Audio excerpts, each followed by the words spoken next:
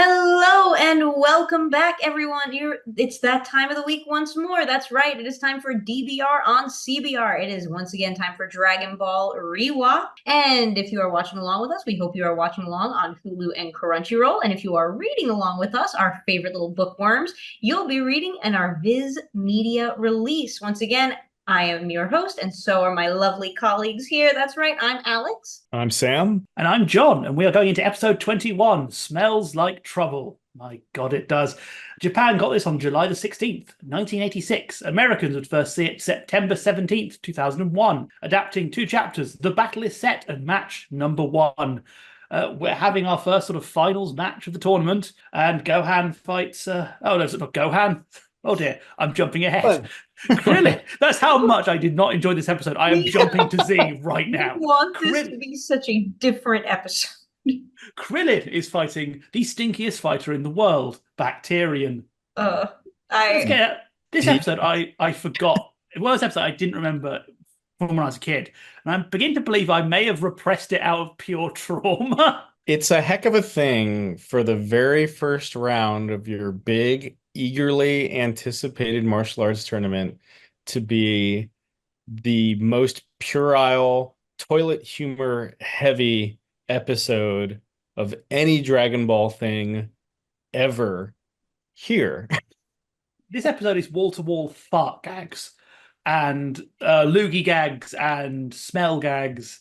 I've been sick. I thought I had a little burst of energy. Like, oh, you know what? I'm going to watch the Dragon Ball episode, make my little dragon notes. Got to the mid part of this episode, and I was like, well, I feel worse now. I have regrets.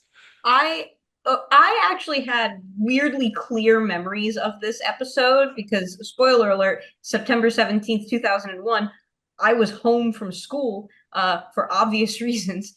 And I remember this episode very clearly. And I remembered as a kid thinking it was funny. As an adult, it actually made me sick to my stomach, especially watching it on the subway and having other people react to it around me. So that wasn't fun. Yeah, this episode's got a few. So I'll say one thing. This episode has a few weird moments. So we are early on introduced to who our finalists are going to be. Bacterian, Jiren, Nam, Jackie Chun and Ranfan. What I've forgotten is that they don't really hide that Jackie Chun is Roshi. He has the same voice. His first thing when he sees Ranfan is to start perving over her. Like, they do the whole bit of him giving Roshi opinion. Oh, I was in the bathroom, but I brought Bulma a t-shirt. Which I love the idea this tournament has merch. Like, do the little monks just make it? Are they there all year, like printing t-shirts? I love They're the there little for 3 monks. years printing t-shirts. I really love the little monks. I don't know why. There's something about their design that I think is so adorable. And especially the one that's like the announcer's assistant, like his little high-pitched voice. They're so cute. I want a plushie of one of those monks. They're friend-shaped. I love, and I wanted to mention that last episode as well, because they had the same thing, is that how this tournament with the monks does feel like this weird thing the monks are running. Like, the later ones start to feel like, oh, actual big sporting events. I called it the Gathering of the Juggalos before, but it still feels like it's like this weird niche thing. Hence why weirdos like Bacterian can turn up. It's not a FIFA event. What it reminds me of is in the UK we have an event called a cheese rolling tournament where we throw a cheese down a hill and people chase it. Why? Not because it's that or colonization. It's the only two things we have going for us. But every year, like, loads of people go to this hill to chase a cheese down it. Half of them break their legs. But it gives me that vibe in that this is a sport in a technical term, but it's not sort of a big event. It's just any weirdo who can pay the entry fee can turn up. So it's just a party run by some monks where there happens to be a bit of battling. And I will say Bacterian does sort of help with that. And he does prove what I've always wondered, is that the martial arts tournament functions on Taskmaster and Airbud rules. Where it doesn't... Yeah, there are literally, here are the rules as written. Anything else is fine, even if it's like... Because you can't kill people, but you can choke them to death, because Bacterian does nearly choke Krillin to death. You can follow up on a downed opponent, despite being sort of boxing knockout rules. So, yeah, because we didn't say, oh, you can't choke a guy till he dies, it's perfectly legal. Like, I actually did have a question about one of the jokes, and maybe one of you lovely gentlemen can answer it for me. When the announcer can't read Goku's name, And I full disclosure, I'm not great at reading Japanese yet. I'm still working on it. So I'm just kind of I'm wondering contextually, what is the issue with him trying to read the name? So you'll be happy to know that joke goes across all dubs. All versions of this have the same joke in different forms. The Polish dub has him have the paper the wrong way round, which I quite like. So he's always reading it backwards. Because from what I can tell, I think it's just the fact that the characters can mean several things, and he's just messing it up. It's nothing. I've always headcaned it as that Goku wrote that card himself, and thus wrote it in the worst way possible. But I think it's just there are several meanings of the characters, and Goku isn't a common name, so I was just having that moment of like, was I missing something in the translation? Because they show the pop up of the kanji, and then they show him not able to read it, and then they have Yamcha step in and be like, "Hey, I think that says Goku." Like, so I was just wondering if there was something I just was missing in translation. From what I can tell, I did look into it. There doesn't seem to be much of a deeper joke other than the fact that you can read this name 3 or 4 ways, and this announcer can't read. And we're gonna see a whole lot more of this announcer for like the next like decade and a half. Can I point out this announcer has like the most anime dub voice actor voice? Like I think I went to someone on the street and said, "Imagine in your head an American dubbed anime voice actor. That's the voice that would appear in their heads." It's like the most guy doing a voice. It's interesting because it works for the announcer because he's like playing up the announcer thing. I think the other thing that's kind of fun too is that character in Dragon Ball Z Kakarot, which he shows up a bunch in that game. Justin Briner takes over the character at that point from the original voice actor, so eventually that becomes Deku, which I think is very funny. I feel like the original voice actor was Eric Vale, right? Yeah, I'm pretty sure that that's Eric. Yeah. Who goes on to be Shigaraki, which is also very funny. Yeah. For all you My Hero fans. One of the things that I find funny, first off, in the manga, Krillin doesn't de-pants himself to unload on Bacterian. Second off, the sound effect is this lovely onomatopoeia blat. Oh.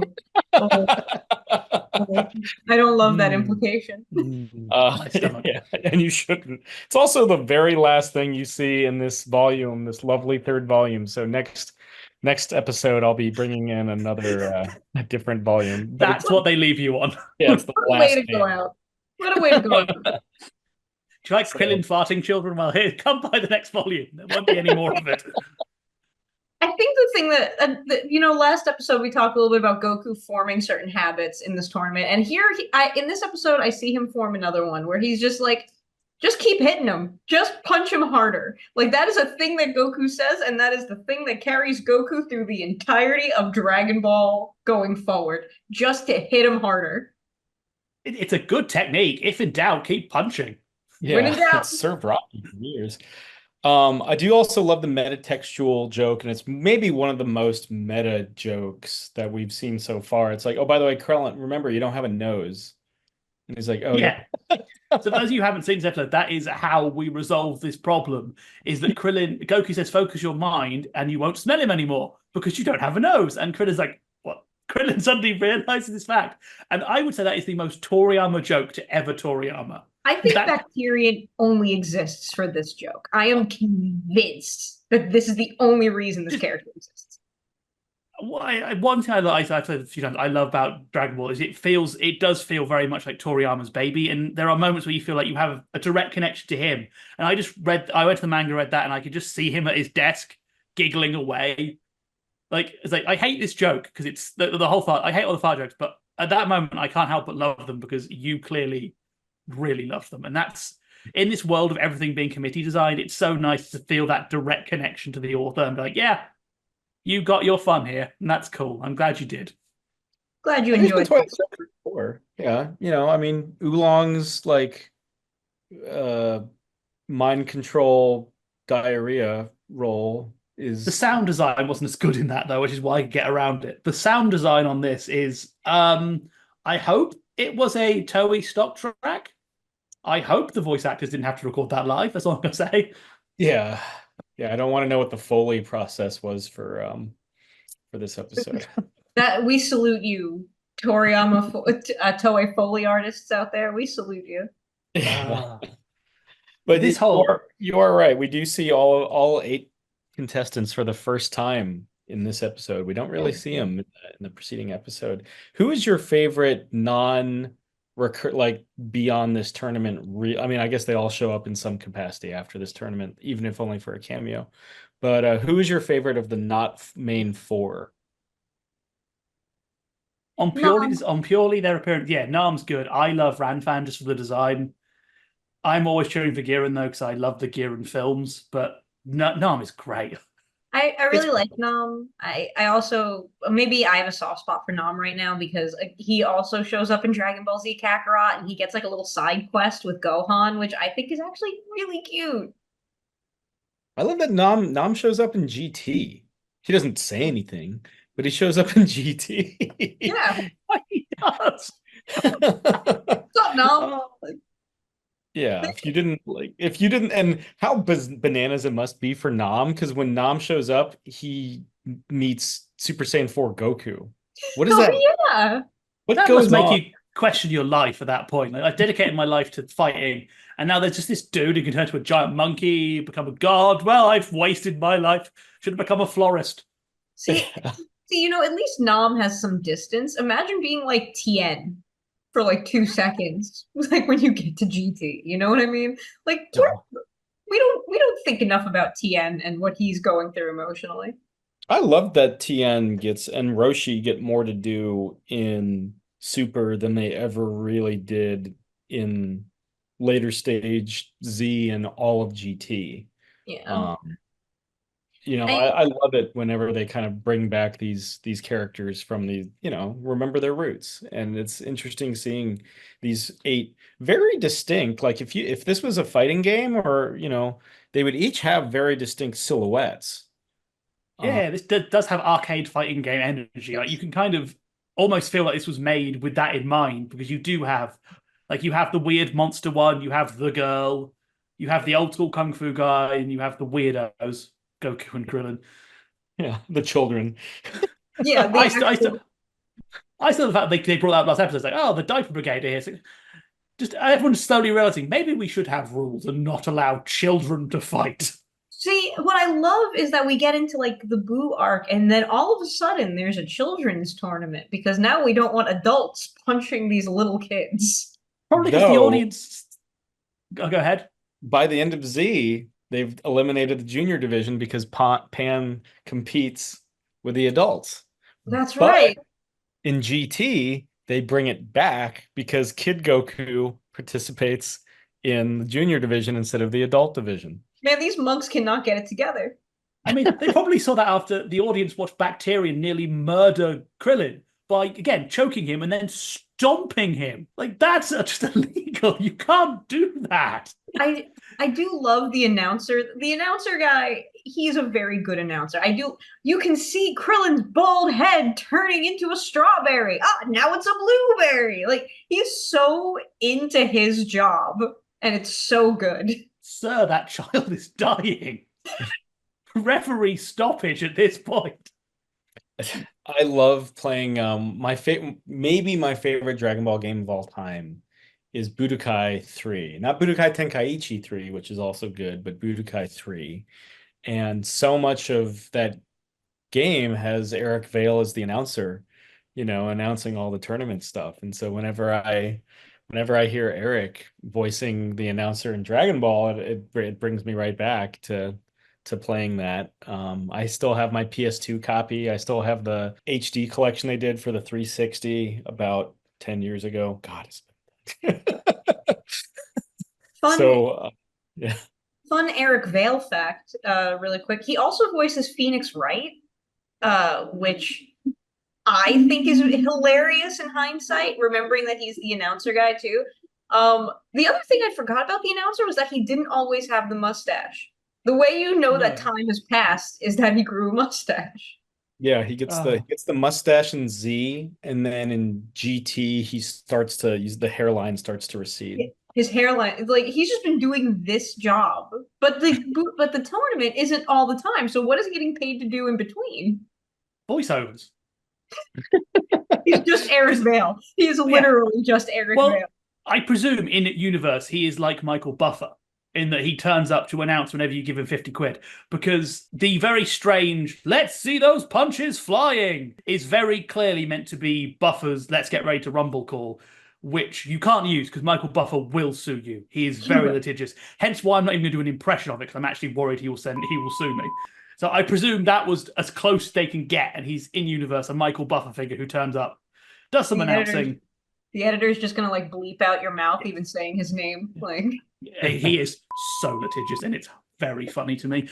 Yeah, I don't want another cease and desist. But yeah, I presume that's what he does. I like the fact he does also the organization. Can I just put something that throws me? Is the organization of this tournament. So they let them all go out, and then sort of Goku has a bit of time with his friends, which is lovely. Again, it's bringing the family together, and Roshi does his t-shirt and then Vanish act again. He full Commissioner Gordon's this time.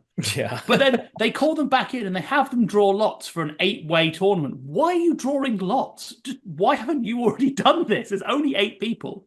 Why are we all here? The reason is in writing to introduce each character and to set up my favorite joke of the episode, which is Goku again. They talk about the gender thing and no low blows. And Goku's like, what's that? And the announcer's like, well, it's what makes us boys. And then Ram Fam is confused. Because what about my parts? Which we were talking about the panty joke last episode.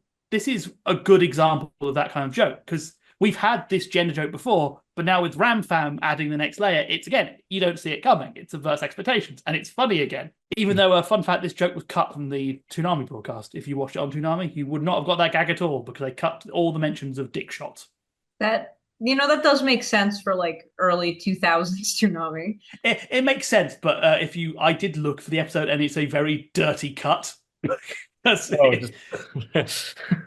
it just goes from that to like Goku going, "I want to eat." Yeah. By the way, no, I will eat. I will eat. Goku is making a declarative statement that no, I will eat, and again, I love it's the monks, and they take him to like it's not a cafeteria.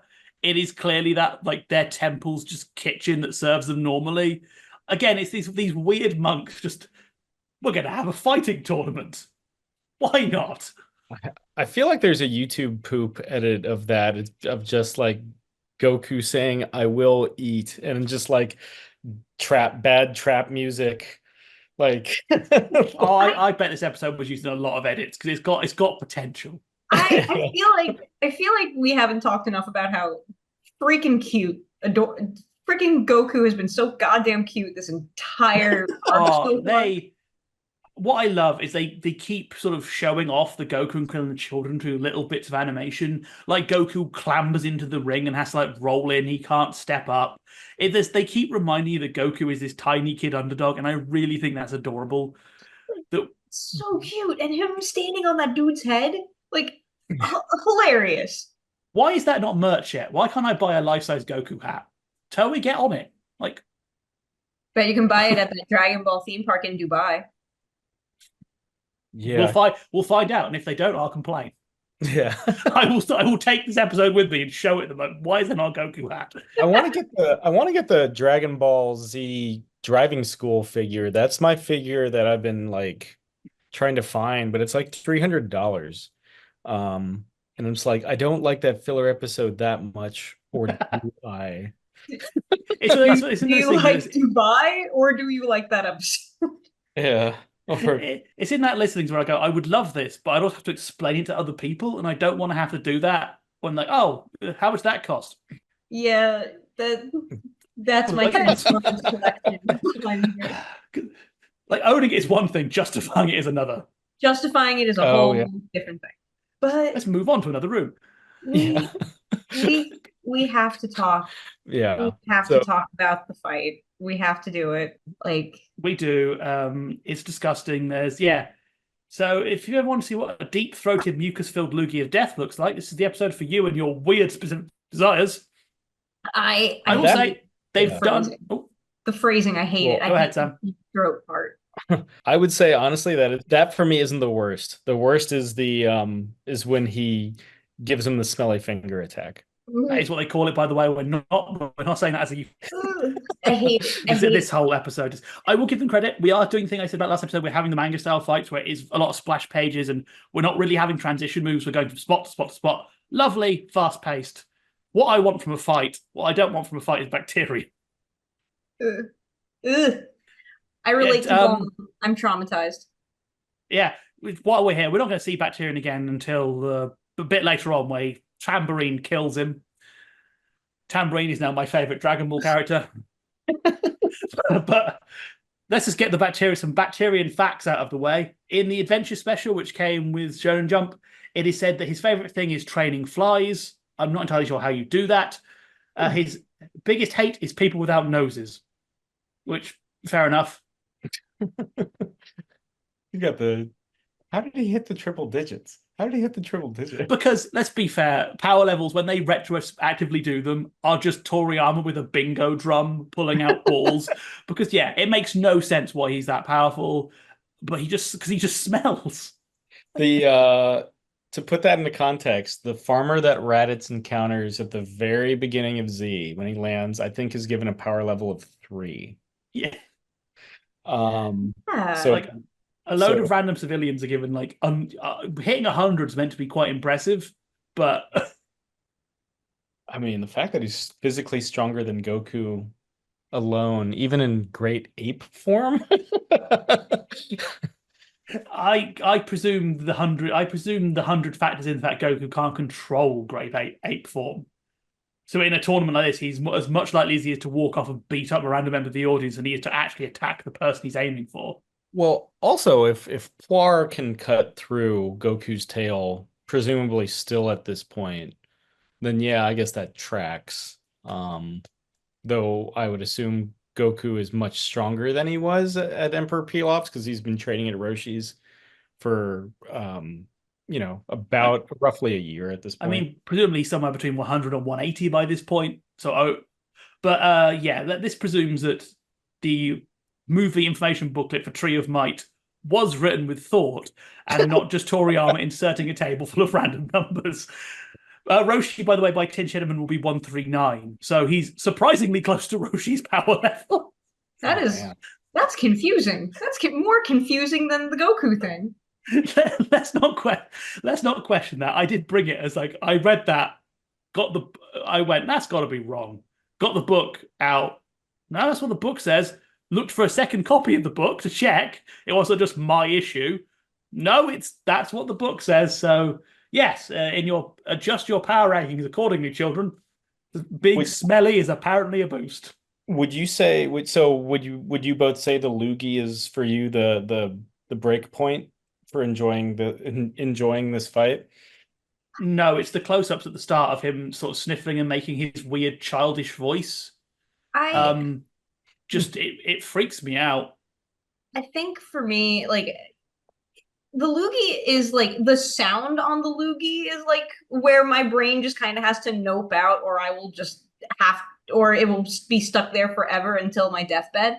But like the hand in the pants also deeply problematic because number one, disgusting. Number two, that's a whole child. Number three, there are people watching. All of it's bad. On the one level, it's a clever idea for a fight. Like stepping back, clever idea for a fight, really interesting, very different than like your standard like punches and kicks, right? I can say that. On the other hand, again, the Foley artist is working too hard. That's the issue for me. It's like I have a thing with certain sounds, and this whole episode is just nasty, wet, bleh kind of sounds. That's it. This episode they did too well. The sound's too good. The snot going in and out is too good. And so his weird childish voice, which is all muffled because he's got spit in his mouth. Ugh. Again, I'd forgotten this character existed pretty much. We saw him in the preliminaries. He pops up in a window to scare Bullman. I was like, oh, because he's also a reference to Bruiser Brody, the old Japanese wrestler who had the wild man kind of gimmick. I thought, oh, okay, we're gonna do a Bruiser Brody pastiche. Cool. He's gonna hit the lariat and then lose. And then he started talking. He's like, oh dear, oh dear. Fetch the bucket. The Foley artist had bills to pay. That's all I can think of. The Foley artist had rent due. The Foley artist was out to damage peas. These children are going to suffer for my art. Can I also point out Goku believes he smells? This is Goku who lived in the forest and didn't know what baths were. So when Goku thinks you stink, that suggests a level of smell my mind knows just shuts off for traumatic reason. No. I mean, we also have to remember Goku does have stronger senses than most humans do. So whatever everybody else is smelling, Goku's getting it way worse. He's getting full Tanjiro here, and it sucks. I do kind of wonder, like, if you ever want to make a Dragon Ball what if, I want to know what would happen if Vegeta's first exposure to Earth was Bacterian. Blow up the planet. How would that affect him? Blow up the planet. Yeah. End it. Yeah, God. I mean, and I'm pretty sure Bacterian only wears the Speedo not because he has no shame. I'm sure somebody, like one of the tournament officials, is like, "Hey, maybe put this on." Yeah, he's specifically noted to be soiled by the announcer, meaning that he has which again, we talked about that. I would love to see like a modern anime, like Rebecca Sugar going into Cartoon Network to pitch this episode and be like, "So who will your boy hero be fighting? A big fat man who smells." And what's he going to do? He's going to put his hands in his pants and rub it in his face. You would be escorted out of that office faster than you can finish the sentence. Alex Hirschman could get away with that. I don't know about Rebecca Sugar, but I feel like Hirschman. He would fight the guards off. That's the thing. He'd keep pushing his way back in. Be like, "No, you guys, you don't understand. This is genius. You must understand it." Pendleton Ward is there throwing them through the windows. Again, this is the weird way to start the tournament. Like, this is how we do it, and I feel like it's Ran Fans the second one, right? I believe so. Yeah. Yeah. It's okay. So it's two back-to-back gag fights. Especially when we factor in the guys we saw last episode, because we had a lot of weirdos last episode, but they were physically imposing weird. Like there was a sort of the boxer, a bear, two kung fu guys. It is weird to go from that to ancient art of smelling. Yeah. Yeah. This is quite the killer's row, I guess you'd say, of weirdos for this tournament. Like Ran Fan is made out to be the most normal one, but we'll soon find out she isn't very normal. I feel like John and I relived a weird piece of childhood trauma that we were just like unprepared to unlock. So I'm gonna quote my notes when writing this episode: this is gonna come up in a therapy session in 10 years. And it's not gonna be any cheaper either. He's gonna make the therapist leave. Why are you as you are? Well, there was this TV show called Dragon Ball. Remember, studio audience, you never want to be the reason why your therapist needs therapy. Remember, animators, sometimes you can just not. You can just decide, no. Yeah, this fight's shorter in the manga. Yeah, we were talking about pacing earlier, and it's like, you could have just done it like the manga. You could have taken out pages worth of, you didn't have to add more to this fight. You could have just called it. I will say that, again, I'm going to give them some credit here. I do like the fact this fight does set up two things. It does set up that the rules are pretty much a guideline. It also, it sets up three things. It sets up that the refs' counts are totally inconsistent and will happen based on when the ref feels like it, which they do bring up later on. But it also does tease that idea that Krillin nearly loses. So we are reminding the audience that this is not going to be a straight shot to victory, which I do like. It does avoid that problem we talk about with tournament arcs where half of them feel pointless because the hero is going to win. Here they do keep teasing that one of these two can go out. Also, what I do like is because we have Yamcha, Krillin, and Goku, only one of them can win. So again, there is tension here because you don't know how those three are going to fall in the tournament.